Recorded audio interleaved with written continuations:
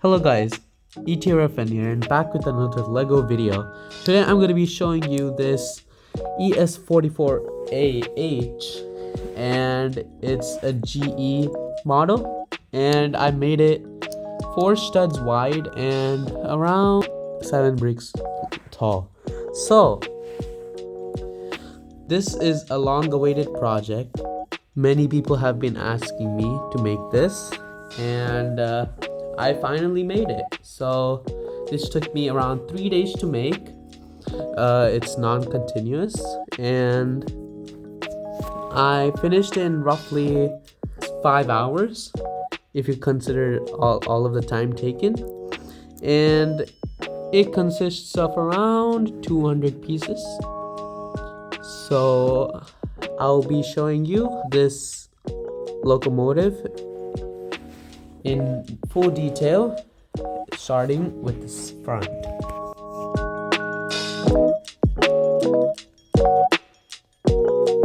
So the front is around 4 or 5 studs wide. If you consider the from piece to piece, I decided to add 2 lights, which is unusual because usually when I build my Lego trains, I only add 1 light, and this time I try to make it more realistic and add 2 lights for the head one, and for the ditch lights I decided to do it normally. And I tried to design my own cow catcher, which is over here, and I decided to use a black coupler instead of the usually white couplers, just to make it more realistic. And this is the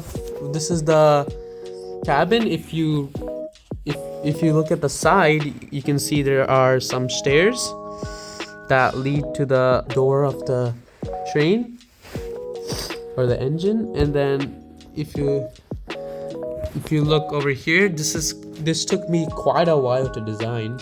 It took probably 1/5 of the time I've been working on this locomotive. It took me that long to design just the cab itself, because it was pretty difficult. It looks kind of easy from here, but it took me a lot of time experimenting with this different ideas, and this one was the best one. And yeah, so if you look from the top, you can see that these were made with 1x2 slope pieces with grills on it, and below that I decided to use this comes off easily because it's just attached to this piece over here, and it just attaches to the locomotive like this. Here's the cab. I decided to make it a 2-part cab because usually these type of locomotives, they don't have a singular full windshield. They have like a split in the middle, so we've got that. Here's the window. I just put on a jumper plate and placed a wedge piece in there, like 1x1 wedge piece, as you can see. Here's the bottom. You can add stickers if you want. I decided not to. Here's this FRA safety striping, and here are the trucks. So this is the same thing on the other side, except of the wheel in the middle. I ran out of the black wheels with hole in them, so I decided to use a gray one instead, because I had plenty of gray ones. And this is the side. This is the little walking area to get into the cab from behind. This is the radiators, or part of the radiators, and they have it on the other side. As you can see, the walking area over here is much bigger because there's not really a door here. It's just probably a utility. And I added a little bit of like a blue design on it, and it runs all the way to the back of the engine. There's the top over here. I didn't have any horn pieces, so I couldn't use any horns. Here's a white exhaust panel.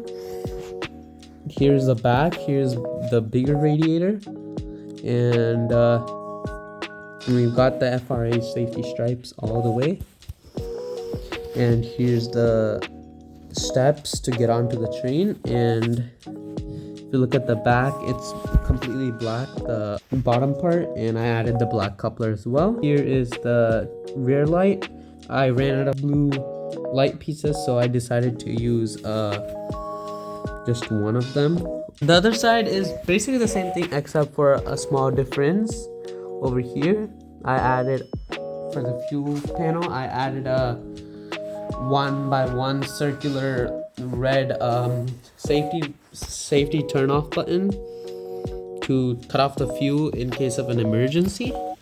So this side is the basically the same thing, and yeah, that's basically our locomotive over here. And if you look at the top, just in case, it's all smoothened out.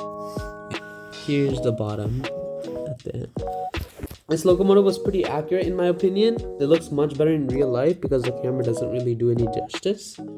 But anyways, if you like this video, please share it, subscribe, and like the video of course, and I'll see you in the next video.